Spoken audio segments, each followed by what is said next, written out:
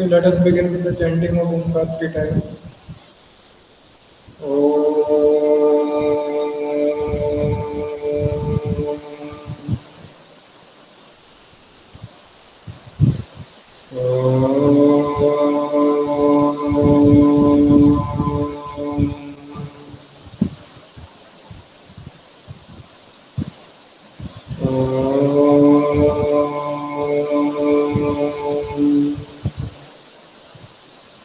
Fair.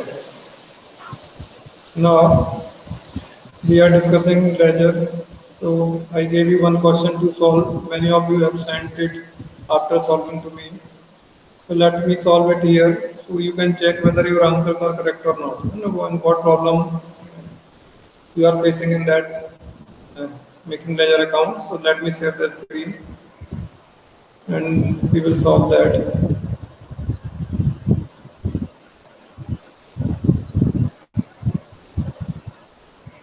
So I need whiteboard. Here is the whiteboard.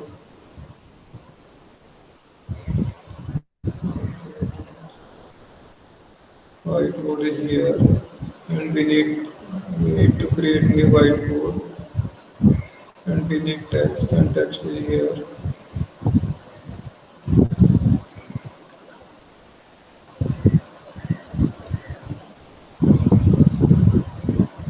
Okay, okay, okay. So can someone read the first transaction, Sairam? Purchase goods for rupees 20,000. Simple. Purchase goods for rupees 20,000. Okay. So in this transaction, we will need to prepare two accounts. First account is the purchase account.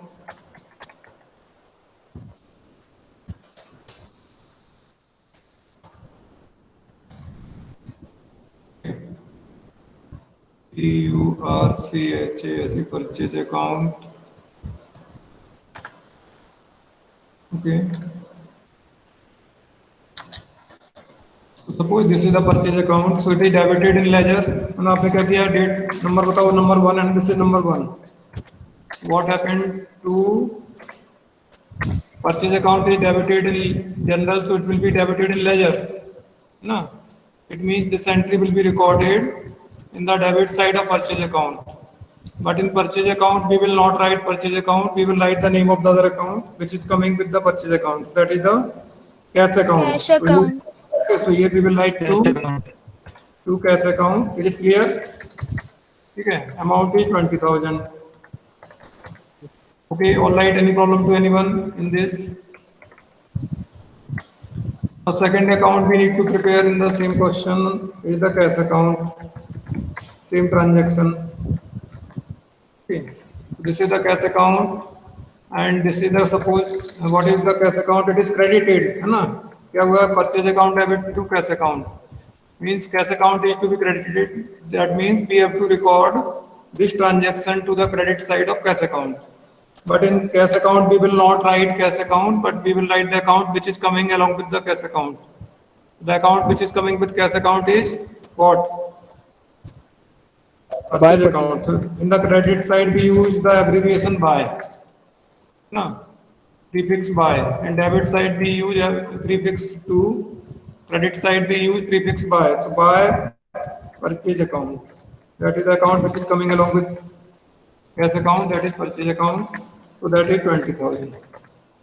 Okay, so posting for this entry is completed. It is posted in both the accounts, purchase account as well as cash account. Any problem to anyone in this, Sairam? हाँ जी. मेरी second वाला समझ में नहीं आया. कौन सा वाला? सर जब अपनी सेकंड टाइम कैश अकाउंट फिर उसके बाद बाय परचेज अकाउंट लिखना ना वो. ये कैश अकाउंट नहीं समझ में आया. साईराम. Yes sir. हाँ देखिए एंट्री पढ़ो. एंट्री क्या है आपके इसकी ट्रांजेक्शन की? एंट्री पढ़ो क्या है? What is entry? General entry क्या है ट्रांजेक्शन की? ना तो एंट्री क्या होगी? Purchase account debit to cash account. ये एंट्री होगी ना इसकी. जनरल एंट्री क्या होगी? Yes, purchase sir. Account, purchase account debit to cash account. अब सबसे पहली चीज आइडेंटिफाई करो, which two accounts are involve in this transaction. कौन कौन से अकाउंट इन्वॉल्व हैं? Purchase account or cash account. ठीक है, परचेज अकाउंट है और कैश अकाउंट है। ओके, अब पहले परचेज अकाउंट पे जाओ। तो एंट्री में परचेज अकाउंट डेबिट हुआ है कि क्रेडिट हुआ है? Debit. क्या लिखा आपने? Purchase account debit. तो ये हमने परचेज अकाउंट बनाया, तो लेजर में भी डेबिट होगा। जनरल में डेबिट होगा अकाउंट, लेजर में भी डेबिट होगा। लेजर में डेबिट होने का मतलब क्या? उस अकाउंट के डेबिट साइड में लिखेंगे वो ट्रांजेक्शन। ठीक है, तो डेबिट साइड ही है, left hand side is the debit side. तो यहाँ पर हमने लिखना है उस ट्रांजेक्शन को। लेकिन रूल क्या है कि परचेज अकाउंट अगर बनाएंगे तो परचेज अकाउंट में अंदर परचेज अकाउंट नहीं लिखेंगे। जो अकाउंट बनाते हैं उसका नाम अंदर नहीं आता, ठीक है, उसके साथ वाले अकाउंट का नाम आता है। तो परचेज अकाउंट के साथ कौन सा अकाउंट आ रहा है?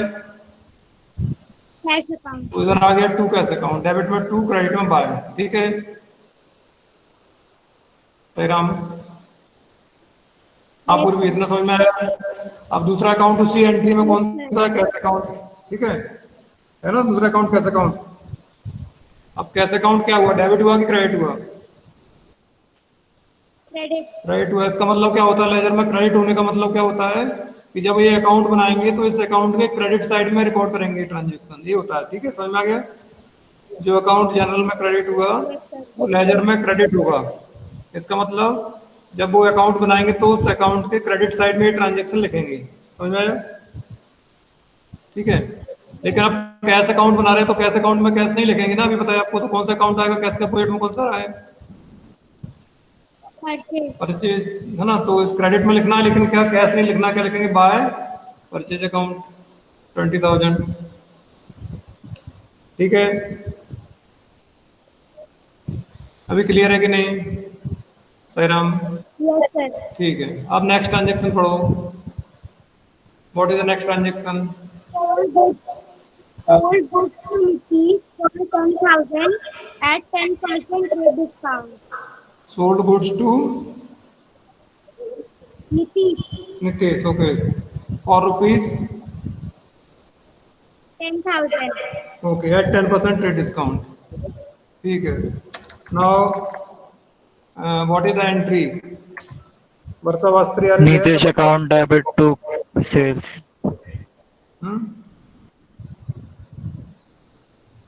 इट इज परचेज और sales. What is there? Purchase और सेल्स। क्या किया है? परचेज किया कि सेल्स किया है? सेल्स की Sale Sales. की है.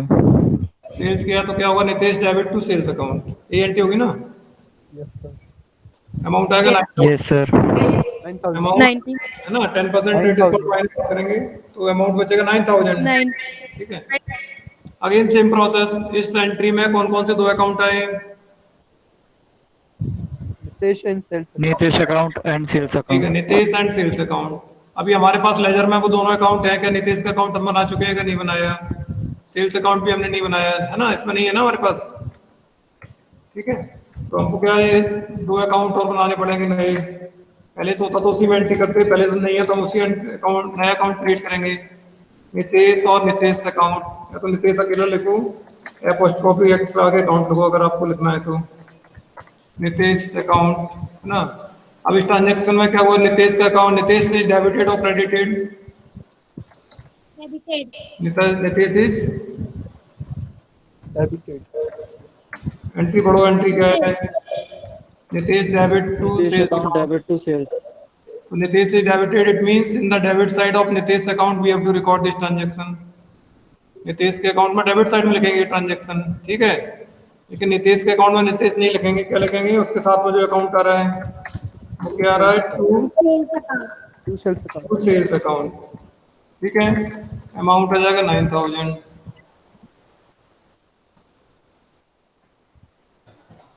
ठीक है, अब दूसरा अकाउंट जो आया इसी ट्रांजेक्शन में वो है सेल्स अकाउंट।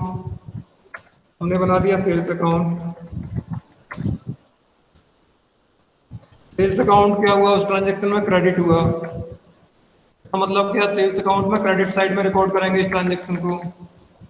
सेकंड एंट्री है तो नंबर 2 डाल रहा हूं मैं इस पे। लेकिन सेल्स अकाउंट में सेल्स नहीं लिखेंगे। सेल्स के अपोजिट में कौन सा अकाउंट आ रहा है वो लिखेंगे।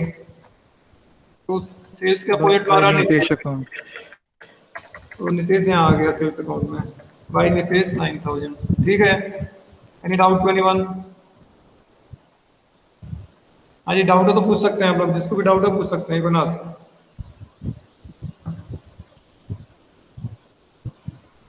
नहीं है तो फिर आगे वाली एंट्री पढ़ेंगे हम लोग, है ना। नेक्स्ट एंट्री क्या है, next transaction? Yes, Nitesh paid 8,500 in full settlement of his account. अब नितेश से लेना है 9,000, उसने दिया हमको 8,500, इसका मतलब 500 हमने डिस्काउंट दिया। तो एंट्री क्या हो गई, देखो एंट्री बोलो। Cash account discount allow account to Nitesh. Cash account debit है ना, कैश अकाउंट डेबिट होगा 8,500, ठीक है। Yes, yes. डिस्काउंट अकाउंट या discount allowed account debit 500 to Nitesh 9,000. 9,000, ठीक है। अब इसमें से देखो कैश अकाउंट हमारे पास ऑलरेडी है ना, ऊपर देखो ये, ठीक है। नितेश का अकाउंट भी ऑलरेडी है, बट डिस्काउंट अकाउंट नहीं है हमारे पास, तो वो हमको बनाना पड़ेगा नया। तो पहले शुरू से चालू करते हैं। पहली एंट्री में कौन सा अकाउंट आया, पहला कैश अकाउंट है ना। एंट्री का कैश अकाउंट डेबिट, तो कैश अकाउंट डेबिट हुआ। It means that in the debit side of cash account we have to record this transaction, ये होगा ना। कैश अकाउंट में उसको डेबिट साइड में लिखना है ट्रांजैक्शन को। तो क्या हो जाएगा, कैश अकाउंट में कैश नहीं आएगा, कैश के अपोजिट में क्या आ रहा है, नितेश आ रहा है ना। Cash account debit discount account debit to Nitesh, cash के अपोजिट में नितेश आया तो नितेश आ जाएगा, लेकिन अमाउंट कैश वाला आएगा। कैश का अमाउंट कितना, 8,500, ठीक है। अब हमारे पास डिस्काउंट अकाउंट तो है नहीं, तो डिस्काउंट अकाउंट हम बना लेते हैं।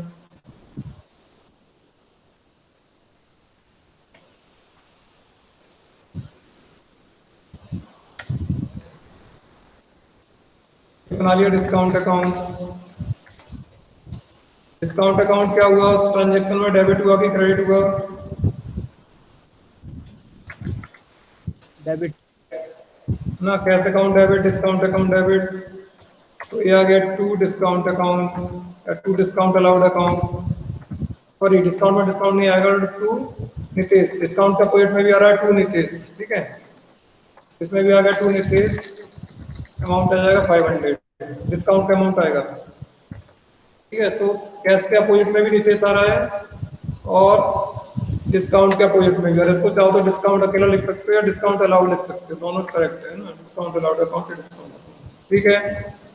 तो both are coming in the debit side opposite of Nitesh. Nitesh दोनों में आ रहा है। अभी हमारे पास नितेश का अकाउंट है। नितेश को क्या किया हमने, ये थर्ड एंट्री है ना, सेकंड नहीं है, थर्ड एंट्री है ना। फिर third entry, third entry Nitesh credit किया इस एंट्री में। देखो क्या किया entry, cash account debit discount account debit to Nitesh, ही किया ना। तो नितेश में क्या करेंगे, नितेश के अपोजिट में कौन आ रहा है,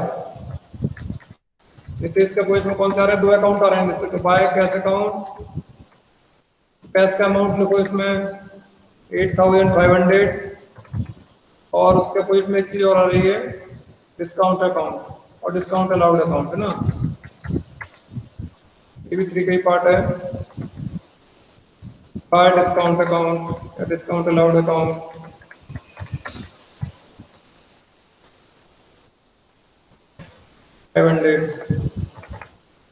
मैं क्या आप लोग को ये ट्रांजेक्शन, सही Ram,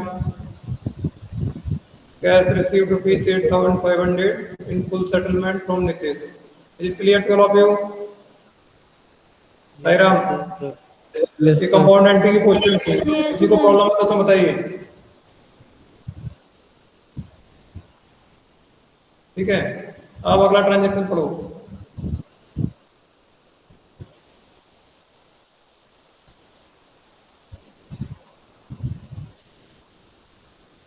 What is the next transaction? Salary paid rupees 5,000, rent paid rupees 6,000, and interest paid rupees 12,000. ठीक है, this is also be a compound entry. Salary account debit, rent account debit, interest account debit to cash account, यही है ना। Salary account debit, interest account debit, rent account debit to cash account. Is this right? Yes, sir. Yes, sir. ठीक है। ये क्या हो गया इसमें, डबल डबल क्यों हो रहा है?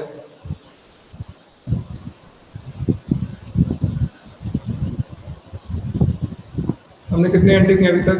ये तो कैश अकाउंट बनाया, कुछ अकाउंट हमारे छुप गए इसमें, हाँ चलिए देखना पड़ेंगे। मैं इस पर देखता हूँ, हाँ दिख रहा है, ठीक है। परचेज अकाउंट बनाया, कैश अकाउंट बनाया, डिस्काउंट अकाउंट बनाया, रिस्क अकाउंट बनाया, सेल्स अकाउंट बनाया, इतने अकाउंट बनाए हैं। अब देखो इन सारे अकाउंट में 3 अकाउंट डेबिट में आ रहे हैं और 1 क्रेडिट में आ रहा है, यही हुआ ना? क्या आ रहा है? Salary account debit, rent account debit, interest account debit to cash account. तो कैश अकाउंट क्या हुआ? क्रेडिट हुआ है। तो इसका मतलब क्या होगा? कैश अकाउंट के क्रेडिट साइड में तीनों अकाउंट आ जाएंगे। उसके अपोजिट में 3 अकाउंट आ रहे हैं, कौन कौन से आ रहे हैं? 3 बाय सैलरी अकाउंट। अब अमाउंट सैलरी का आएगा, सैलरी कितना है? अमाउंट बोलो। 5,000. 5,000, अमाउंट ऑफ सैलरी इज 5,000। उसी के बाद फिर आएगा सेम डेट में number 4 by rent account. Rent का अमाउंट बोलो ना, रेंट का अमाउंट जी 6,000 इज द रेंट। उसके बाद बोलो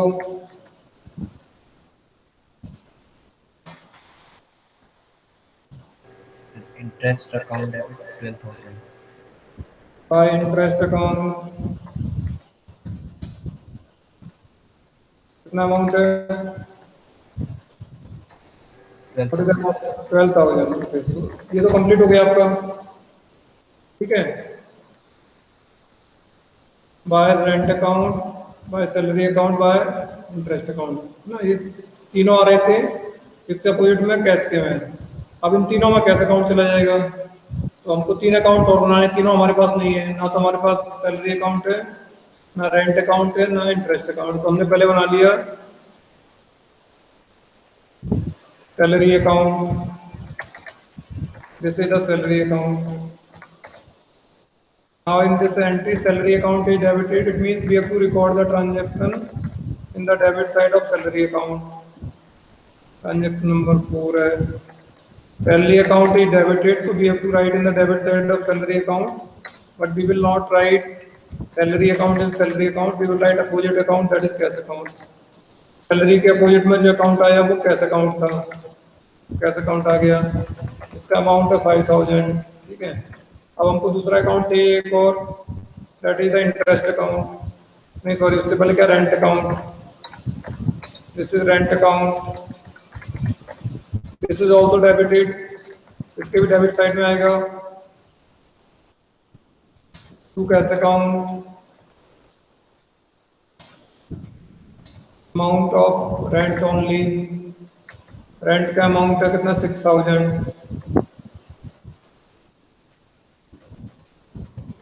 ठीक है। Amount of rent is 6,000, okay. Then we will need one more account, that is the interest account or interest allowed. Interest may be both, interest allowed or interest received. If nothing is given, it is interest allowed.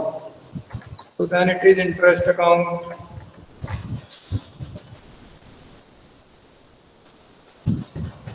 Interest is also paid, so it will also be debited.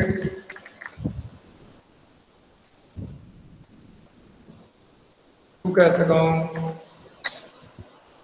Cash account is coming opposite of these 3 accounts, so it will come in these 3 accounts. 12,000, ठीक है। समझ में आपको? अभी किसी को doubt है इनमें?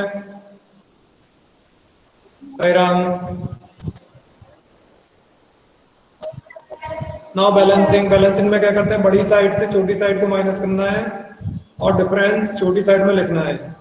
और क्या लिखना है वो मैंने आपको बताया। तो यहाँ देखते हैं, इसे चालू करते हैं। इंटरेस्ट अकाउंट कौन सा अकाउंट है? नॉमिनल अकाउंट, इनडायरेक्ट एक्सपेंस है। तो इसको सपोज करो हम 5 तारीख मान लेते हैं, लास्ट डेट हमारी 5 है, तो हम 5 को बैलेंसिंग कर रहे हैं। बैलेंसिंग वाले 5 लिखेंगे सब में। 5 को हमने बैलेंसिंग किया तो क्या लिखेंगे, क्योंकि डेबिट साइड बड़ी है, देखो इसमें क्रेडिट साइड में तो कुछ है ही नहीं, तो डेबिट साइड बड़ी हो गई। तो क्या लिखेंगे, बाय, ये कहाँ ट्रांसफर होगा, इनडायरेक्ट एक्सपेंस है तो जाएगा by profit and loss account. अब एक कंफ्यूजन होगा आपको, कुछ बच्चे बाद में देखेंगे तो बोलेंगे क्या किया हम लोगों ने। वो बता देता हूँ पहले ही आपको, एक बताता हूँ एक minute. Profit and loss account और इसका अमाउंट है 12,000। 12,000 अगर टोटल करने की जरूरत है लाइन डाल देंगे, इसके नीचे डबल लाइन, सिंगल अमाउंट है वहाँ टोटल करने की जरूरत नहीं है, इसके नीचे डबल लाइन डाल दीजिए तो अपने आप समझ में आएगा कि टोटल इतनी है। ठीक है, अब इसमें आपकी बुक में देखेंगे किसी रेफरेंस बुक में तो उसमें इसने भी बैलेंस शीट ही लिखा होगा, उसने इंटरेस्ट में भी बैलेंस शीट ही लिखा है, रेंट में भी, सब में बैलेंस शीट ही लिखा है। एम आई राइट और नॉट? सही राम? Yes, sir. Yes, है ना? तो sir. आप कंफ्यूज होंगे, सर तो कुछ और बता रहे हैं, बुक में तो कुछ और लिखा है ना? समझ में रहा है? तो उसका रीजन समझो क्या ऐसा हो रहा है। देखो वो जो बुक में जो एग्जांपल दिया है वो मंथली दिया है आपको, किसी एक मंथ का एग्जांपल दिया है, समझ में आ रहा है आपको?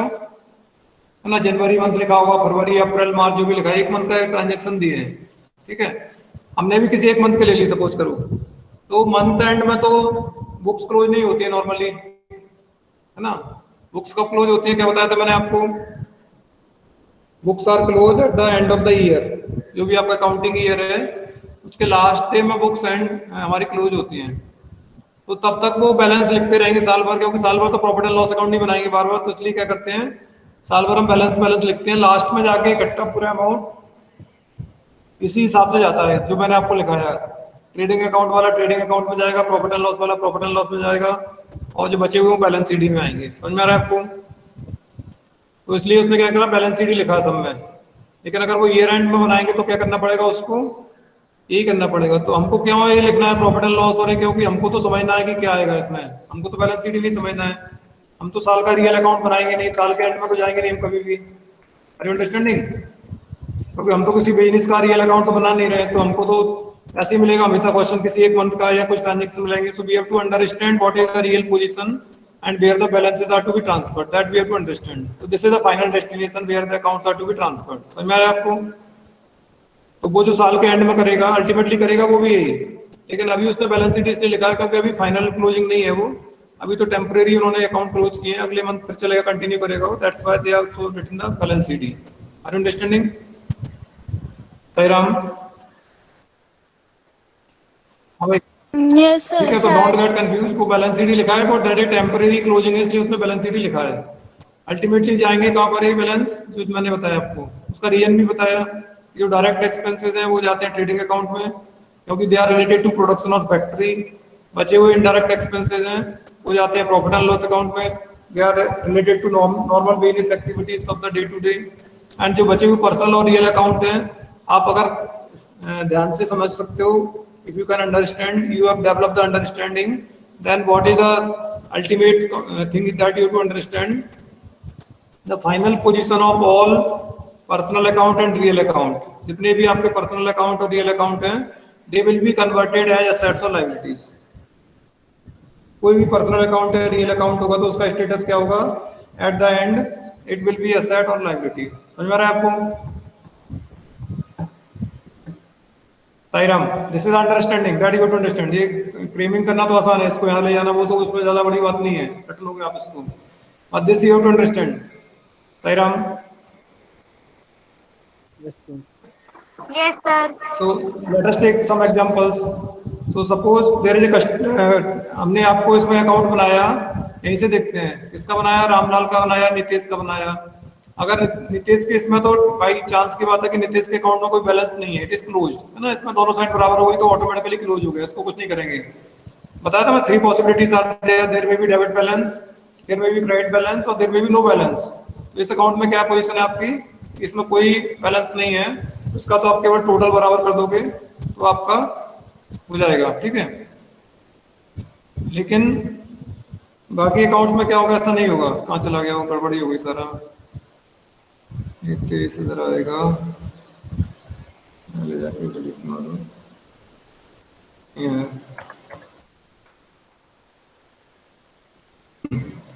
अगर इस अकाउंट में सपोज करो ये वाला अमाउंट नहीं दिया होता क्रेडिट साइड वाला, तो क्या होता है इसमें, तैराम? अच्छा, Nitesh is which type of account, personal account, real account और nominal account? Personal account. Personal account. अब अगर ये इधर इसका अमाउंट इधर का नहीं देखे और डेबिट में अमाउंट 9,000, तो कौन सा बैलेंस होगा? अगर इधर नहीं दिया क्रेडिट में कोई अमाउंट नहीं है तो कौन सा बैलेंस होगा ये? डेबिट बैलेंस होगा। Balancing CD. Ram, debit balance. Debit balance है ना, क्योंकि क्रेडिट बैलेंस कौन सी साइड का होता है? जो बड़ी साइड है। तो निकेश के अकाउंट में डेबिट बैलेंस होने का मतलब क्या है?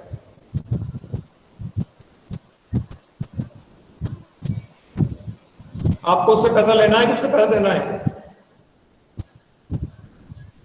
आपने क्या किया नितेश को ऊपर देख लो, ट्रांजेक्शन सेल किया कि परचेज किया?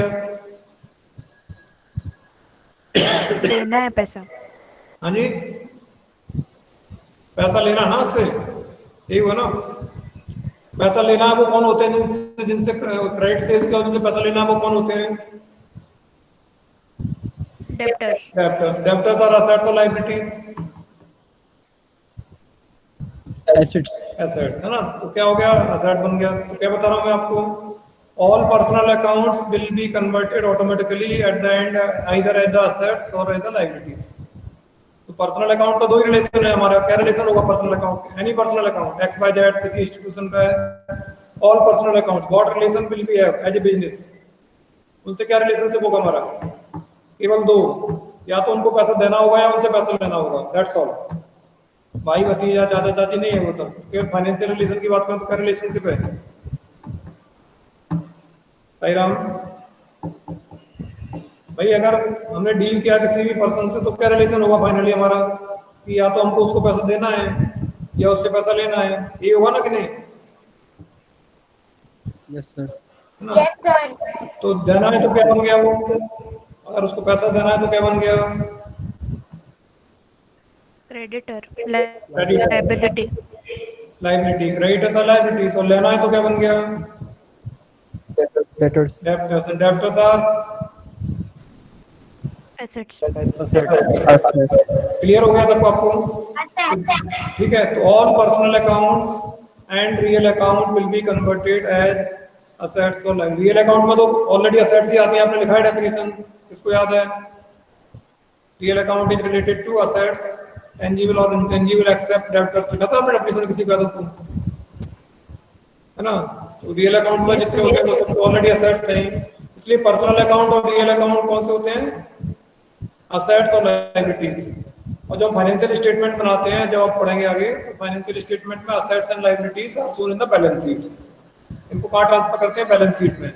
इन सब में बैलेंस शीट ही आता है, वो सारे के सारे कहां जाएंगे? Eight the end of the year balance sheet में जाएंगे। समझ में आ रहा है? जिन जिन अकाउंट में बैलेंस शीट लिखेंगे, रियल में जो बुक में लिखा है वो वाला नहीं जो मैं समझा रहा हूँ उसमें ना, जो फाइनल सिस्टम में जिन जिन अकाउंट में बैलेंस शीट आएगा वो कहां जाएंगे? बैलेंस शीट में। तो फाइनल अकाउंट जब बनाते हैं फाइनेंशियल स्टेटमेंट, उसमें तीन होते हैं, एक होता है ट्रेडिंग अकाउंट, एक होता है प्रॉफिट एंड लॉस अकाउंट, एक होती है बैलेंस शीट। ठीक है। तो जिन जिन में आपने ट्रेडिंग अकाउंट लिखेंगे, अभी हम लिखाए ना, तीन टर्म लिखाए आपको बैलेंसिंग में, याद है क्या? बैलेंसिंग में we have written three terms. उसके साथ लिखेंगे ट्रेडिंग अकाउंट, उसके साथ लिखेंगे प्रॉफिट एंड लॉस अकाउंट, उसके साथ लिखेंगे बैलेंस शीट। ये लिखा है ना, याद है ना आपको? Yes, sir. तो जिनमें ट्रेडिंग अकाउंट लिखेंगे वो ट्रेडिंग अकाउंट में जाएंगे, जिनमें प्रॉफिट एंड लॉस अकाउंट लिखेंगे वो प्रॉफिट एंड लॉस में जाएंगे, और जिनमें बैलेंस शीट लिखेंगे वो बैलेंस शीट में जाएंगे। ठीक है। ट्रेडिंग अकाउंट से हमको मालूम चलता है ग्रॉस प्रॉफिट। ग्रॉस प्रॉफिट आप कह सकते हो एक रफ आइडिया, प्रॉफिट या लॉस क्या हुआ है रफ आइडिया होता है, फाइनल नहीं होता है। प्रॉफिट एंड लॉस से हमको मालूम चलता है नेट प्रॉफिट, फाइनल प्रॉफिट, सब कुछ एडजस्ट करने के बाद, सारे एक्सपेंसेस माइनस करने के बाद जो बचा वो नेट प्रॉफिट है। और बैलेंस शीट से हमको पोजीशन मालूम चलती है, बिजनेस की फाइनेंशियल पोजीशन क्या है, what is the position of assets and liabilities. तो अगर आपने सब में बैलेंस शीट लिख दिया तो फिर trading and profit and loss account बनेगा नहीं हमारा। समझ में आ रहा है? ठीक है। तो इसलिए बैलेंस शीट ही केवल पर्सनल अकाउंट में और रियल अकाउंट में आता है। नॉमिनल अकाउंट को दो पार्ट में बांटा, डायरेक्ट एंड इनडायरेक्ट। डायरेक्ट है वो ट्रेडिंग अकाउंट में जाते हैं और इनडायरेक्ट है वो प्रॉफिट एंड लॉस अकाउंट में जाते हैं। Is it clear? Yes, sir. ठीक है। तो चलो अब रेंट अकाउंट भी कौन सा अकाउंट है? नॉमिनल अकाउंट है। इसमें भी क्या आएगा? सेम ट्रांसफर होगा nominal account profit and loss account में। इनडायरेक्ट है इसलिए बाय। डायरेक्ट तो मैंने लिखा दिया आपको कौन कौन से डायरेक्ट होते हैं, वो उसको छोड़ के बाकी सारे इनडायरेक्ट होते हैं। By profit and loss account एक क्लोज हो गया, इसका अमाउंट है 6000। इसके नीचे भी अंडरलाइन कर दीजिए आप, दोनों साइड बराबर हो जाएंगे। Salary account again nominal account, it will also be transferred to profit and loss account. ये 5 तारीख को क्लोजिंग कर रहे हैं तो 5 तारीख हमने सब में डाली है। तो by profit and loss account by profit and loss account, इसका अमाउंट है 5000। ठीक है, इसके नीचे भी लाइन डाल दो, बराबर हो गया। अब नीतीश के अकाउंट में, इसमें क्रेडिट साइड में अमाउंट है, सेल्स अकाउंट में, सॉरी सेल्स अकाउंट में क्रेडिट साइड में अमाउंट है, यानी क्रेडिट साइड बड़ी है, डेबिट में कुछ नहीं है। तो डेबिट में कुछ नहीं है तो इसको क्लोज करेंगे, तो एक डेबिट साइड में लिखेंगे 5 तारीख में कहाँ जाता है सेल्स अकाउंट, कहाँ ट्रांसफर होता है टू ट्रेडिंग अकाउंट, लिखा था सेल्स अकाउंट में, sales account will be transfer to trading account, इसका अमाउंट है 5000। ये ट्रेडिंग अकाउंट बंद हो गया, इसमें भी आप वही लिख दीजिए, सॉरी अंडरलाइन कर दीजिए इसको। अब नितेश में कुछ नहीं करना, टोटल करेंगे इसका। देखिए टोटल करने का रूल होता है, यहाँ मैं कर नहीं पा रहा हूँ बोर्ड पे, इसलिए आपको क्या करना है, ये 9000 दोनों एक लाइन में आना चाहिए। बैलेंस लिखेंगे जस्ट वहाँ, ऐसे यहाँ पर कुछ नहीं है तो यही लिखेंगे by balance CD to balance BD, यही लिखेंगे, बिल्कुल नीचे नहीं लाना है बैलेंस, जिधर जगह खाली है वही लिखना है। अगर डेबिट बैलेंस हो तो हम यहाँ लिखते हैं बाय बैलेंस सीडी, यही लिखेंगे।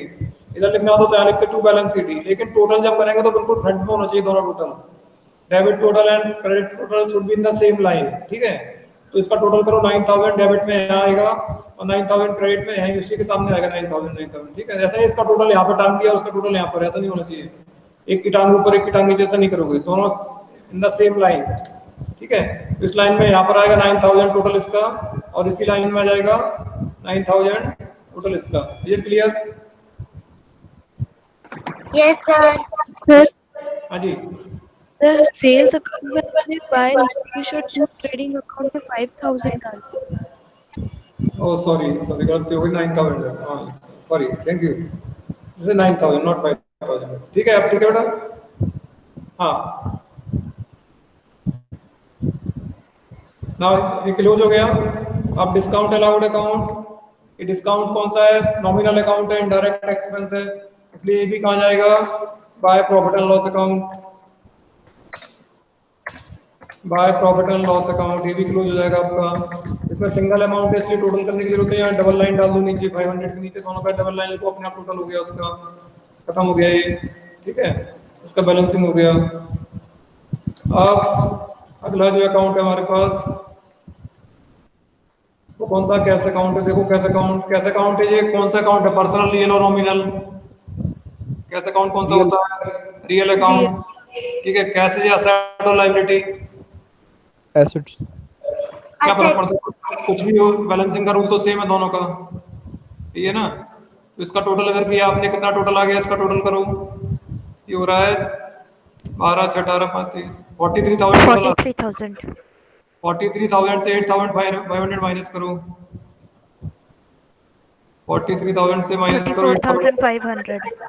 तो ये बैलेंस बच गया, तो यही लिखेंगे जो मैं बता रहा था आपको, वही लिखना है, जहाँ जगह होगी वहीं पर शुरू में ही, ऐसा नहीं नीचे तक लाना है। तो यहाँ लिखेंगे हम लोग, sorry 5 number right to right 5, यही लिखेंगे to balance CD carried down, balance carried down कितना है 34,000, डिफरेंस जो आया दोनों का वो था 34,500। अब दोनों का टोटल बराबर कर दीजिए, है ना।